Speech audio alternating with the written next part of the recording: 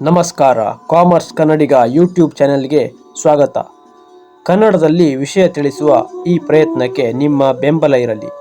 ಅದಕ್ಕಾಗಿ ಕಾಮರ್ಸ್ ಕನ್ನಡಿಗ ಚಾನೆಲ್ಗೆ ಸಬ್ಸ್ಕ್ರೈಬ್ ಆಗಿ, ಶೇರ್ ಮಾಡಿ, ಲೈಕ್ ಮತ್ತು ಕಮೆಂಟ್ ಮಾಡಲು ಮರೆಯದಿರಿ. ಬನ್ನಿ ತಡ ಮಾಡದೆ ಈ ವಿಡಿಯೋವನ್ನು ಆರಂಭಿಸೋಣ.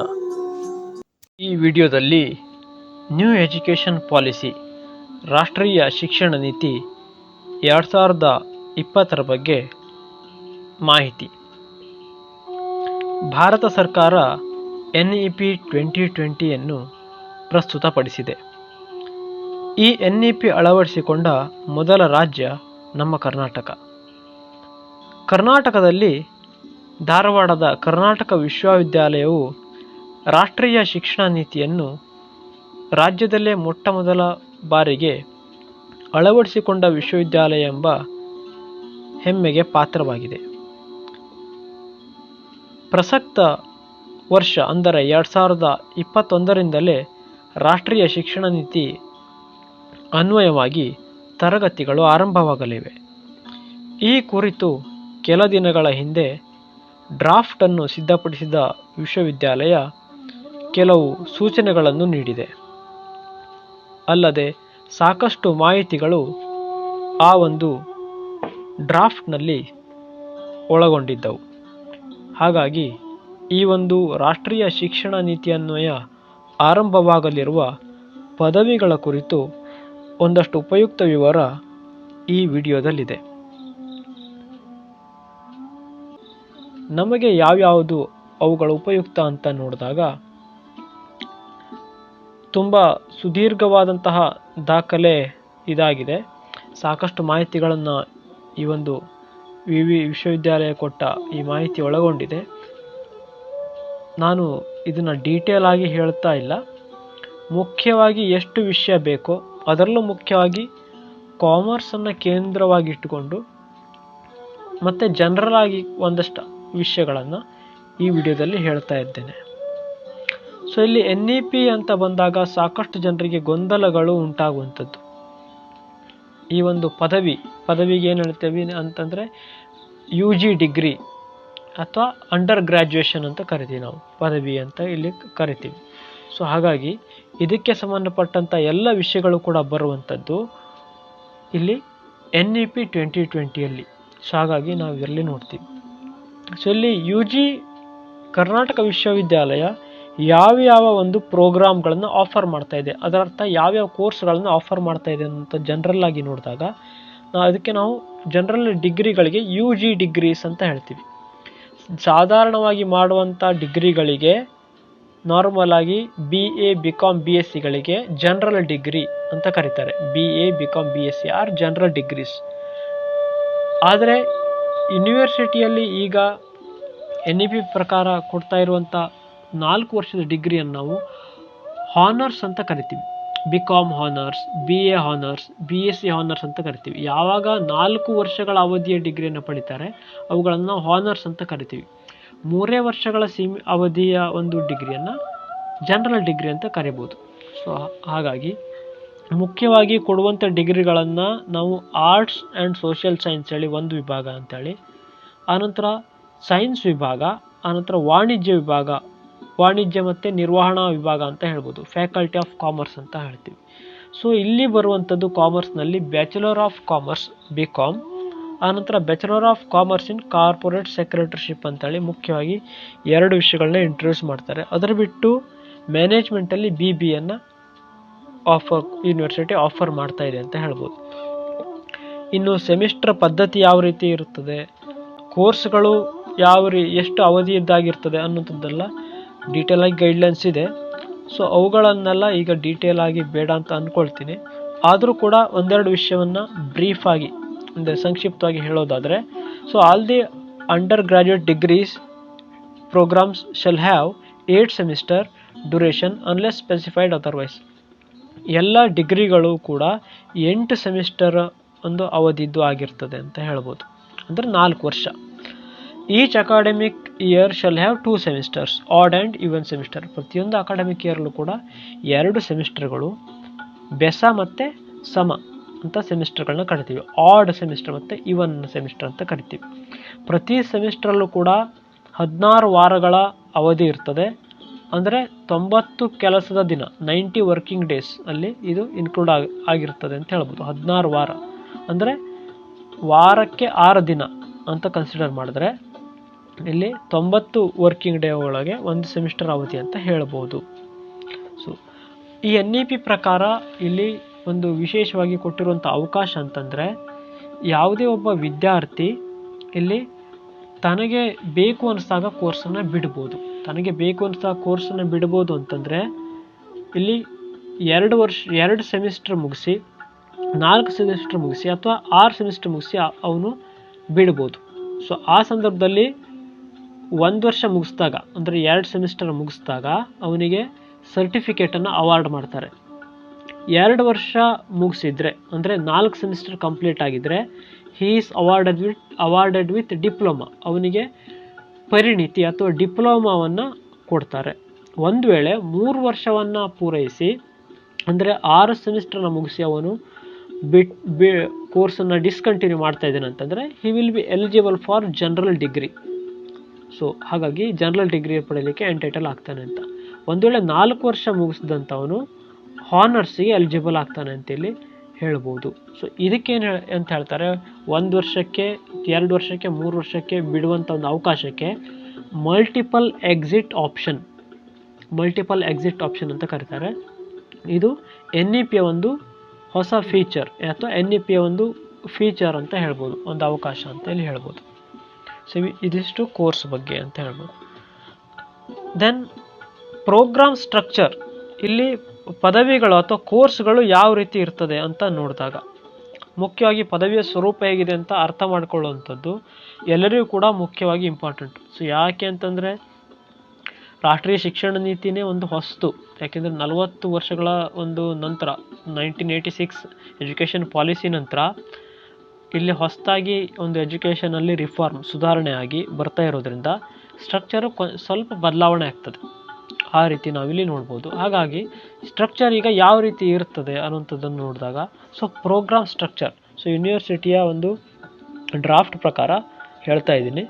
ಸೊ ಪ್ರೋಗ್ರಾಮ್ ಸ್ಟ್ರಕ್ಚರ್ ಹೇಗಿರ್ತಾ ಇದೆ, ಸೊ ಪ್ರತಿಯೊಂದು ಪ್ರೋಗ್ರಾಮ್ ಕೂಡ 3 ಕಾಂಪೋನೆಂಟ್, 3 ವಿಭಾಗಗಳನ್ನು ಹೊಂದಿರ್ತದೆ. ಮೊದಲನೇದಾಗಿ DSCC ಅಂದರೆ discipline specific core courses. So ಇದು ಮುಖ್ಯವಾಗಿ ಆ ಒಂದು ಕೋರ್ಸ್ ಅಥವಾ ಪದವಿಗೆ ಸಂಬಂಧಪಟ್ಟಂಥ ಮುಖ್ಯ ವಿಷಯ ಅಂತ, ಹಾಗಾಗಿ ಇದಕ್ಕೆ DSCC ಅಂತ ಕರೀತಾರೆ. 2ನೇ ಕಾಂಪೋನೆಂಟ್ ಅಥವಾ 2ನೇ ಭಾಗ ಅಂತಂದರೆ ಎಲೆಕ್ಟಿವ್ ಕೋರ್ಸ್, ಆಯ್ಕೆ ಒಂದು ವಿಷಯಗಳು ಅಂತ. 3ನೇ ಭಾಗಕ್ಕೆ ಬಂದಾಗ ಎಬಿಲಿಟಿ ಎನ್ಹಾನ್ಸ್ಮೆಂಟ್ ಕೋರ್ಸಸ್, AEC ಅಂತ ಕರೀತಾರೆ. ಸೊ ಹಾಗಾಗಿ ಈ 3 ಕಾಂಪೋನೆಂಟ್ ಅನ್ನು ಒಳಗೊಂಡು ಒಂದು ಪದವಿ ಬರ್ತದೆ ಅಂತೇಳಿ ಹೇಳ್ಬೋದು. ಫಾರ್ ಎಕ್ಸಾಂಪಲ್, ಈಗ BCom ಅಂತ ತಗೊಂಡಾಗ ಇಲ್ಲಿ ಕಾಮರ್ಸ್ಗೆ ಸಂಬಂಧಪಟ್ಟ ವಿಷಯಗಳನ್ನು ನಾವು DSCC discipline specific core course ಅಂತ ಕರೆದ್ರೆ, ಇಲ್ಲಿ ಬರುವಂಥ ಅನ್ಯ ವಿಷಯಗಳನ್ನು ಎಕನಾಮಿಕ್ಸ್ ಇರ್ಬೋದು ಅಥವಾ ಸೈನ್ಸಿನ ವಿಷಯಗಳು ಆಯ್ಕೆ ಕೊಟ್ಟರೆ ಇರ್ಬೋದು ಅಥವಾ ಆರ್ಟ್ಸಿಂದ ಅಥವಾ ಹ್ಯುಮ್ಯಾನಿಟೀಸ್ ವಿಷಯಗಳನ್ನ ಆಯ್ಕೆ ಕೊಟ್ಟಾಗ ಅವುಗಳಿಗೆ ನಾವು ಎಲೆಕ್ಟಿವ್ ಕೋರ್ಸ್ ಆಯ್ಕೆ ವಿಷಯಗಳು ಅಂತ ಕರಿತೀವಿ. ಇದರ ಜೊತೆಗೆ NCC ಇರ್ಬೋದು ಅಥವಾ ಭಾಷೆಗಳಿರ್ಬೋದು, ಕನ್ನಡ, ಇಂಗ್ಲೀಷ್, ಬೇರೆ ಭಾಷೆಗಳಿರ್ಬೋದು ಅಥವಾ ಬೇರೆ ಒಂದು ವಿಷಯಗಳು ಬಂದಾಗ ಅದಕ್ಕೆ ನಾವು ಎಬಿಲಿಟಿ ಎನ್ಹಾನ್ಸ್ಮೆಂಟ್ ಕೋರ್ಸ್ ಅಂತ ಕರಿಬೋದು. ಹಾಗೆ ಇವೆಲ್ಲ ಒಟ್ಟಾರೆಯಾಗಿ ಸೇರಿಸಿ ಪ್ರತಿಯೊಂದನ್ನು ಕೂಡ ಬೇರೆ ಬೇರೆ ವಿಷಯಗಳನ್ನಾಗಿ ಪರಿಗಣಿಸಿ ಎಂಟೈರ್ ಕೋರ್ಸನ್ನು ಡಿಸೈನ್ ಮಾಡಿರ್ತಾರೆ. ಸೊ ಹಾಗಾಗಿ ಇದಕ್ಕೆ ನಾವು ಪ್ರೋಗ್ರಾಮ್ ಸ್ಟ್ರಕ್ಚರ್ ಈ ರೀತಿ ಇದೆ ಅಂತೇಳಿ ಹೇಳ್ಬೋದು. DSCC ಅಂದರೆ ಏನು? So DSCC are compulsory core courses of the programme. DSCC ಅಂತಂದರೆ ಒಂದು ಪದವಿಯ ಅಥವಾ ಆ ಒಂದು ಪ್ರೋಗ್ರಾಮ್ನ ಕಂಪಲ್ಸರಿ ಒಂದು ಮುಖ್ಯ ಒಂದು ವಿಷಯಗಳು ಆಗಿರ್ತದೆ ಅಂತ ಹೇಳ್ಬೋದು. ಎರಡನೇದು ಎಲೆಕ್ಟಿವ್ ಕೋರ್ಸ್. ಎಲೆಕ್ಟಿವ್ ಕೋರ್ಸ್ ಅಂದರೆ ಏನು ಅಂತ ನೋಡಿದಾಗ ಮುಖ್ಯವಾಗಿ ಎಲೆಕ್ಟಿವ್ ಕೋರ್ಸ್ಗಳಲ್ಲಿ ಇಲ್ಲಿ ಆಯ್ಕೆಗಳನ್ನು ಕೊಡ್ತಾರೆ. ಒಬ್ಬ ವಿದ್ಯಾರ್ಥಿಗೆ ಆಯ್ಕೆಗಳನ್ನು ಕೊಡ್ತಾರೆ. ಅಧ್ಯಯನಕ್ಕೆ ಸಂಬಂಧಪಟ್ಟಾಗೆ ಸಾಕಷ್ಟು ಆಯ್ಕೆಗಳಿರುವಂಥದ್ದು. ಇದರಲ್ಲಿ ಮುಖ್ಯವಾಗಿ 3 ಕ್ಯಾಟಗರಿ, 3 ಒಂದು ವಿಭಾಗಗಳನ್ನಾಗಿ ಮತ್ತೆ ಮಾಡಿದ್ದಾರೆ. ಅದು ಯಾವುದು ಅಂತ ನೋಡಿದಾಗ ಡಿಸಿಪ್ಲಿನ್ ಸ್ಪೆಸಿಫಿಕ್ ಕೋರ್ ಎಲೆಕ್ಟಿವ್ ಅಂಥೇಳಿ ಅಂದರೆ DSE, ಆನಂತರ open elective course OEC and dissertation or research project ಅಂತೇಳಿ. So DSE, OEC, dissertation or research ಅಂಥೇಳಿ 3 ಅಲ್ಲಿ ಕ್ಯಾಟಗರಿಯಾಗಿ ಎಲೆಕ್ಟಿವ್ ಕೋರ್ಸನ್ನು ಡಿವೈಡ್ ಮಾಡಿದ್ದಾರೆ.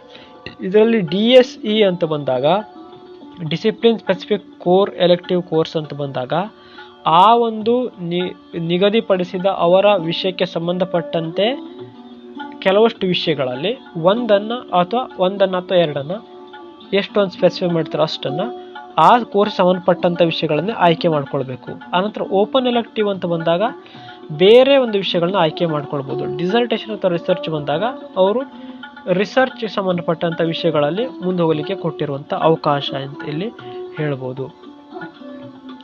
ಆನಂತರ ಇಲ್ಲಿ ಇನ್ನೊಂದು ಮುಖ್ಯವಾಗಿ ಹೇಳಬೇಕಂತಂದ್ರೆ OEC ಬಗ್ಗೆ ಹೇಳ್ಬೋದು. An elective course chosen from any other discipline or subject with an intention to seek exposure beyond the core discipline is called open elective course in all the programs. ಇಲ್ಲಿ OEC ಅಂತ ಬಂದಾಗ ಇದನ್ನ ಯಾಕೆ ಕೊಟ್ಟಿದ್ದಾರೆ ಅಂತಂದ್ರೆ ಒಬ್ಬ ವಿದ್ಯಾರ್ಥಿ ತನ್ನ ವಿಷಯವನ್ನು ಬಿಟ್ಟು ಇನ್ನಿತರ ವಿಷಯಗಳನ್ನು ಅವನು ಕಲೀಲಿಕ್ಕೆ ಅವಕಾಶ ಆಗಲಿ ಅನ್ನುವಂಥದ್ದು ಇಲ್ಲಿ ಕೊಟ್ಟಿರುವಂಥದ್ದಕ್ಕೆ OEC. ಇದು ಎಲ್ಲ ವಿಷಯಗಳಿಗೂ ಕೂಡ OECಯನ್ನು ಆಫರ್ ಮಾಡಿರ್ತಾರೆ. BA ಇರ್ಬೋದು, BCom ಇರ್ಬೋದು, BSc ಎಲ್ಲಕ್ಕೂ ಕೂಡ OECಯನ್ನು ಕೊಟ್ಟಿರ್ತಾರೆ. ಇದರಲ್ಲಿ ಏನಾಗ್ತದೆ ಅಂತಂದರೆ BComಲ್ಲಿ ಇದ್ದವನು ಹ್ಯುಮ್ಯಾನಿಟಿ, ಆರ್ಟ್ಸ್ ಅಥವಾ ಸೈನ್ಸನ್ನು ಸಬ್ಜೆಕ್ಟನ್ನು OECಯಲ್ಲಿ ಆಯ್ಕೆ ಮಾಡ್ಕೊಳ್ಬೋದು. ಅದೇ ರೀತಿ BAದಲ್ಲಿದ್ದವರು BCom ಇರ್ಬೋದು, BBA ಇರ್ಬೋದು ಅಥವಾ BScಯ ವಿಷಯಗಳನ್ನು ಆಯ್ಕೆ ಮಾಡ್ಕೊಂಡು OEC ಅಂಡರು ಓದ್ಬೋದು. ಒಂದು ವೇಳೆ BSc ಅವರು ಕೂಡ ತನಗೆ ಅಕೌಂಟಲ್ಲಿ ಇಂಟ್ರೆಸ್ಟ್ ಇದೆ ಅಥವಾ ಮ್ಯಾನೇಜ್ಮೆಂಟಲ್ಲಿ ಇಂಟ್ರೆಸ್ಟ್ ಇದೆ ಅಥವಾ ಆರ್ಟ್ಸಲ್ಲಿ ಯಾವುದೋ ಒಂದು ಹಿಸ್ಟ್ರಿಯಲ್ಲಿ ಇಂಟ್ರೆಸ್ಟ್ ಇದೆ, ಹೀಗೆ ಬೇರೆ ಬೇರೆ ತನ್ನ ವಿಷಯವನ್ನು BScಯನ್ನು ಬಿಟ್ಟು ಬೇರೆದರಲ್ಲಿ ಆಸಕ್ತಿ ಇದ್ದರೂ ಕೂಡ OEC ಅಂಡರ್ ಅವನು ಕಲೀಲಿಕ್ಕೆ ಅವಕಾಶ ಇದೆ. ಹಾಗಾಗಿ OEC ಈ ಅವಕಾಶಗಳನ್ನು ತನ್ನ ವಿಷಯಗಳನ್ನು ಬಿಟ್ಟು ಬೇರೆ ವಿಷಯಗಳನ್ನು ಓದಲಿಕ್ಕೆ ಅವಕಾಶವನ್ನು ಕೊಟ್ಟಿರುವಂಥದ್ದು. ಇದು NEPಯ ಒಂದು ಮುಖ್ಯ ಒಂದು ಅಂಶ, ವಿಶೇಷವಾದ ಅಂಶ. ಈ ಕಾರಣಕ್ಕಾಗಿ NEPಯನ್ನು ಇಂಟ್ರೊಡ್ಯೂಸ್ ಮಾಡಿದ್ದು ಅಂತಲೂ ಇಲ್ಲಿ ಹೇಳಬಹುದು. ಆನಂತರ ಬರುವಂಥದ್ದು ಇಲ್ಲಿ ಮುಖ್ಯವಾಗಿ ಹೇಳುವಂಥದ್ದು ಎಬಿಲಿಟಿ ಎನ್ಹಾನ್ಸ್ಮೆಂಟ್ ಕೋರ್ಸಸ್. ಇಲ್ಲಿ ಎಬಿಲಿಟಿ ಎನ್ಹಾನ್ಸ್ಮೆಂಟ್ ಕೋರ್ಸ್ ಅಂದರೆ ಏನು? ಸೊ ವ್ಯಕ್ತಿಯ ಒಂದು ಅಥವಾ ವಿದ್ಯಾರ್ಥಿಯ ಸಾಮರ್ಥ್ಯವನ್ನು ಹೆಚ್ಚಳ ಮಾಡುವಂತಹ ಒಂದು ಅಂಶಗಳು ಅಂತ. ಸೊ ಇದರಲ್ಲಿ AEC ability enhancement course shall be of 2 kinds. AECಯನ್ನು 2 ರೀತಿಯಲ್ಲಿ ಡಿವೈಡ್ ಮಾಡಿದ್ದಾರೆ. ಯಾವುದು ಅಂತ ನೋಡಿದಾಗ ability enhancement compulsory courses AECC and skill enhancement courses SEC. ಇಲ್ಲಿ ಮುಖ್ಯವಾಗಿ AECC ಮತ್ತು SEC ಅಂತೇಳಿ ಎಬಿಲಿಟಿ ಎನ್ಹಾನ್ಸ್ಮೆಂಟ್ ಕೋರ್ಸನ್ನು ಡಿವೈಡ್ ಮಾಡಿದ್ದಾರೆ. Ability enhancement compulsory course under environmental study, ಪರಿಸರ ಒಂದು ಅಧ್ಯಯನ, ಇಂಡಿಯನ್ ಕಾನ್ಸ್ಟಿಟ್ಯೂಷನ್, ಭಾರತ ಸಂವಿಧಾನ, English and modern Indian language or modern European language communications ಅಂತ ಇಲ್ಲಿ ಕನ್ಸಿಡರ್ ಮಾಡ್ತಾರೆ. ಇಲ್ಲಿ MIL ಅಂದರೆ ಮಾಡರ್ನ್ ಇಂಡಿಯನ್ ಲ್ಯಾಂಗ್ವೇಜ್, MEL ಅಂದರೆ ಮಾಡರ್ನ್ ಯುರೋಪಿಯನ್ ಲ್ಯಾಂಗ್ವೇಜ್. ಇಲ್ಲಿ ಮುಖ್ಯವಾಗಿ ನೋಡಿ environmental study and Indian constitution are mandatory. So ಇನ್ನೊಂದು NEPಯಲ್ಲಿ ಹೇಳಬೇಕು ಮುಖ್ಯವಾದ ಅಂಶ ಅಂತಂದರೆ ಪರ್ಯಾವರಣಕ್ಕೆ ಸಂಬಂಧಪಟ್ಟಂಥ ಅಂಶಗಳಿಗೆ ಒತ್ತು ಕೊಟ್ಟಿದ್ದಾರೆ. ಯಾಕೆ ಅಂತಂದರೆ ವಿಶ್ವದಲ್ಲಿ ಈಗ ವಾತಾವರಣದ ಒಂದು ಸಂಬಂಧಪಟ್ಟಂಥ ವಿಷಯ ಮುಖ್ಯವಾದ ಒಂದು ಪಾತ್ರ ವಹಿಸ್ತಾ ಇರೋದ್ರಿಂದ sustainable development goal SDG under sustainable development goal ಅಂದರೆ ಸುಸ್ಥಿರ ಅಭಿವೃದ್ಧಿಯ ಗುರಿಯ ಅಡಿಯಲ್ಲೂ ಕೂಡ ರಾಷ್ಟ್ರೀಯ ಶಿಕ್ಷಣ ನೀತಿ ಕಾರ್ಯನಿರ್ವಹಿಸಬೇಕು ಅನ್ನುವಂಥದ್ದು ಮುಖ್ಯ ಅಂಶ. ಹಾಗಾಗಿ ಜಾಗತಿಕ ಒಂದು ನೀತಿಗಳಿಗೂ ಕೂಡ ಒಳಗೊಂಡು ನಮ್ಮ ಶಿಕ್ಷಣ ಎನ್ವಿರಾನ್ಮೆಂಟಲ್ ಸ್ಟಡಿಯನ್ನು ಕಂಪಲ್ಸರಿ ಕೋರ್ಸ್ ಕಡ್ಡಾಯ ವಿಷಯವಾಗಿ ಒಳಗೊಂಡಿದೆ ಅಂತ ಹೇಳಿ ಹೇಳ್ಬೋದು. ಇನ್ನು ಉಳಿದ ಹಾಗೆ ಕನ್ನಡ ಒಂದು ಭಾಷೆಯಾಗಿ ಅಧ್ಯಯನ ಮಾಡಬೇಕು ಅಂತ ಕರ್ನಾಟಕದಲ್ಲಿ ಕನ್ನಡ ಒಂದು ಮುಖ್ಯವಾಗಿ ಕಂಪಲ್ಸರಿ ಮಾಡಿರ್ತಾರೆ. ಅದರ ಹೊರತಾಗಿ ಬೇರೆ ವಿಷಯಗಳನ್ನು ಕೂಡ ಅವರು ಬೇರೆ ಭಾಷೆಯನ್ನು ಕೂಡ ಅವರು ಕಲಿಯಲಿಕ್ಕೆ ಅವಕಾಶ ಇದೆ ಅಂತ ಹೇಳ್ಬೋದು. ಆನಂತರ ಇನ್ನೊಂದು ಎಬಿಲಿಟಿ ಎನ್ಹಾನ್ಸ್ಮೆಂಟ್ ಕೋರ್ಸಲ್ಲಿ ಇನ್ನೊಂದು ಬರುವಂಥದ್ದು ಸ್ಕಿಲ್ ಎನ್ಹಾನ್ಸ್ಮೆಂಟ್ ಕೋರ್ಸ್ ಅಂತೇಳಿ. ಸ್ಕಿಲ್ ಎನ್ಹಾನ್ಸ್ಮೆಂಟ್ ಕೋರ್ಸ್ ಅಂದರೆ ಏನು? These courses shall be chosen from a pool of courses designed to provide value-based and skill-based knowledge and should be contain lab or hands-on training or field work. ಇಲ್ಲಿ ಅವರ ಒಂದು ಕೌಶಲವನ್ನು ಒಂದು ಹೆಚ್ಚಳಗೊಳಿಸುವಂಥ ವಿಷಯಗಳು skill enhancement ಕೋರ್ಸಲ್ಲಿ ಬರ್ತದೆ. ಜೊತೆಗೆ ಮೌಲ್ಯ ಆಧಾರಿತ ಶಿಕ್ಷಣ ಕೂಡ ಇದರೊಳಗೆ ಬರುವಂಥದ್ದು. ಹಾಗಾಗಿ ಇದು ಕ್ಷೇತ್ರ ಒಂದು ಸಂಬಂಧಪಟ್ಟ ಕೆಲಸ ಇರ್ಬೋದು, ಅಂದರೆ ಫೀಲ್ಡ್ ವರ್ಕ್ ಒಳಗೊಂಡಿರ್ತದೆ, ಅಥವಾ ಟ್ರೈನಿಂಗ್ ಕೊಡುವಂಥ ಅಥವಾ ಲ್ಯಾಬ್ ವರ್ಕನ್ನು ಇದು ಒಳಗೊಂಡಿರ್ತದೆ ಅಂತ ಹೇಳ್ಬೋದು. ಇದರ ಜೊತೆಗೆ NEPಯಲ್ಲಿ there is special provision for independent learners also. ಈ ಎಲ್ಲ ಹೇಳಿದಂಥ ವಿಷಯಗಳನ್ನು DSCC ಇರ್ಬೋದು, ಅಥವಾ OEC ಇರ್ಬೋದು, ಅಥವಾ AEC ಇರ್ಬೋದು, ಇವುಗಳನ್ನು ಬಿಟ್ಟು ಸ್ಪೆಷಲ್ ಆಗಿ ವಿದ್ಯಾರ್ಥಿಗಳು ಇನ್ನೂ ಹೆಚ್ಚಿನ ಕಲಿಬೇಕು ಅಂತಂದರೆ ಆನ್ಲೈನ್ ಮೂಲಕ ಸ್ವಯಂ ಇರ್ಬೋದು, ಅಥವಾ ಬೇರೆ ರೀತಿ ರೆಕಾಗ್ನೈಸ್ಡ್ ಒಂದು ಯೂನಿವರ್ಸಿಟಿ ರೆಕಾಗ್ನೈಸ್ ಮಾಡಿದಂಥ ಒಂದು ಸಂಸ್ಥೆಗಳಿಂದ ಆನ್ಲೈನ್ ಮೂಲಕ ಶಿಕ್ಷಣವನ್ನು ಪಡಿಬೋದು. ಅದಕ್ಕೂ ಕೂಡ ಮಾನ್ಯತೆಯನ್ನು ಕೊಡ್ತಾರೆ ಅಂತೇಳಿ ಹೇಳ್ಬೋದು. ಇವಿಷ್ಟು ಮುಖ್ಯವಾಗಿ ಪ್ರೋಗ್ರಾಮಿನ ಒಂದು ಸ್ಟ್ರಕ್ಚರ್ ಅಂತ ಹೇಳ್ಬೋದು. ಇದರ ಹೊರತಾಗಿ ಸಂಬಂಧಪಟ್ಟ ಹಾಗೆ ಕೆಲವಷ್ಟು ವಿಷಯಗಳನ್ನ ಕ್ಲಾರಿಟಿಯನ್ನು ಕೊಡೋದಾದರೆ, ಇಲ್ಲಿ ಯೂನಿವರ್ಸಿಟಿಯವರು ಟೇಬಲನ್ನು ಕೊಟ್ಟಿದ್ದಾರೆ. ಅವುಗಳನ್ನು ನೋಡಿದ್ರೆ ಯು ವಿಲ್ ಈಸಿಲಿ ಅಂಡರ್ಸ್ಟ್ಯಾಂಡ್, ನಿಮಗೆ ಸುಲಭವಾಗಿ ಅರ್ಥ ಆಗ್ಬೋದು ಹೇಗೆ ಇರ್ಬೋದು ಈ ಒಂದು ಸ್ಟ್ರಕ್ಚರ್ ಅಂತೇಳಿ. ಮುಖ್ಯವಾಗಿ ಎಷ್ಟು ವಿಷಯಗಳು ಇಲ್ಲಿ ಓದಲಿಕ್ಕಿದೆ ಅಂಥೇಳಿ ನೋಡಿದಾಗ ನಿಮ್ಗೆ ಗೊತ್ತಾಗ್ಬೋದು. Here is the table. ಇಲ್ಲಿ BSc BA ಪ್ರೋಗ್ರಾಮಿಂಗ್ ಟೇಬಲ್ ಇದೆ. ಆನಂತರ ಈಗ ನಾವು ನೋಡುವಂಥದ್ದು BSc BA ಪ್ರೋಗ್ರಾಮಿಂಗ್ ಟೇಬಲ್ಲು ನೋಡಿದ್ವಿ ಇದು. ಆನಂತರ ಇಲ್ಲಿರುವಂಥದ್ದು BCom CS ಒಂದು ಕೋರ್ಸಿನ ಒಂದು ಸ್ಟ್ರಕ್ಚರನ್ನು ಇಲ್ಲಿ ಕೊಟ್ಟಿದ್ದಾರೆ. ಈ ಟೇಬಲನ್ನು ನೋಡಿದ್ರೆ you will have a clarity. ಇಲ್ಲಿ ನಿಮಗೊಂದು ನಿಖರತೆ ಅಥವಾ ಸ್ಪಷ್ಟತೆ ಇಲ್ಲಿ ಸಿಗ್ಬೋದು ಅನ್ನೋ ದೃಷ್ಟಿಯಿಂದ ಈ ಒಂದು ರೆಫರ್ ಮಾಡಿ. ಇಲ್ಲಿ entire BCom ಕೋರ್ಸನ್ನು DSCC elective course ಮತ್ತು ಎಬಿಲಿಟಿ ಎನ್ಹಾನ್ಸ್ಮೆಂಟ್ ಕೋರ್ಸ್ ಅಂತ ಹೇಳಿ ಡಿವೈಡ್ ಮಾಡಿದ್ದನ್ನು ನೀವು at the top of the table ನೀವು ನೋಡ್ತೀರಾ. ಮತ್ತೆ ಇದರಲ್ಲಿ ಸಬ್ ಡಿವೈಡನ್ನು ಕೂಡ ಅದೇ ರೀತಿ ಆ ಒಂದು ಹೆಡ್ಡಿಂಗ್ ಕೆಳಗಡೆ ನೀವು ನೋಡ್ಬೋದು. ಇದರಲ್ಲಿ ಡಿಸಿಪ್ಲಿನ್ ಸ್ಪೆಸಿಫಿಕ್ ಕೋರ್ಸ್ಗಳು DSCC ಅಂತೇಳಿ ನೋಡ್ತೀವಿ. ಆನಂತರ ಎಲೆಕ್ಟಿವ್ ಕೋರ್ಸ್ ಅಂಡರು DSE ಮತ್ತು OECಗಳನ್ನು ನೀವು ನೋಡ್ತೀರಾ. ಆನಂತರ ability enhancement course under skill enhancement course ಮತ್ತು ಎಬಿಲಿಟಿ ಎನ್ಹಾನ್ಸ್ಮೆಂಟ್ ಕಂಪಲ್ಸರಿ ಕೋರ್ಸ್ ಅಂತೇಳಿ ಎರಡು ವಿಭಾಗ ಇದನ್ನು ನೋಡ್ತೀವಿ. ಇಲ್ಲಿ ಸ್ಕಿಲ್ ಎನ್ಹಾನ್ಸ್ಮೆಂಟ್ ಕೋರ್ಸ್ ಅಂಡರ್ ಇಲ್ಲಿ ಸ್ಕಿಲ್ ಬೇಸ್ಡ್ ಮತ್ತು ವ್ಯಾಲ್ಯೂ ಬೇಸ್ಡ್ ಅಂತೇಳಿ ಮತ್ತೆ ಡಿವೈಡ್ ಮಾಡಿದ್ದಾರೆ. ತುಂಬ ಇಲ್ಲಿ ಕನ್ಫ್ಯೂಸ್ ಆಗುವಂಥ ಅಗತ್ಯ ಇಲ್ಲ.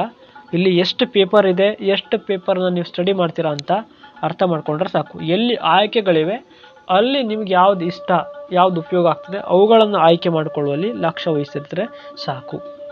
ಮುಖ್ಯವಾಗಿ ಇಲ್ಲಿ ಕಾಮರ್ಸಿಗೆ ಬಂದಾಗ ಸಾಮಾನ್ಯವಾಗಿ ಇಲ್ಲಿ 7 ಪೇಪರ್ಗಳನ್ನು 7 ವಿಷಯಗಳನ್ನು ಒಟ್ಟಾರೆಯಾಗಿ ನೀವು ಓದಲಿಕ್ಕೆ ಅವಕಾಶ ಇದೆ.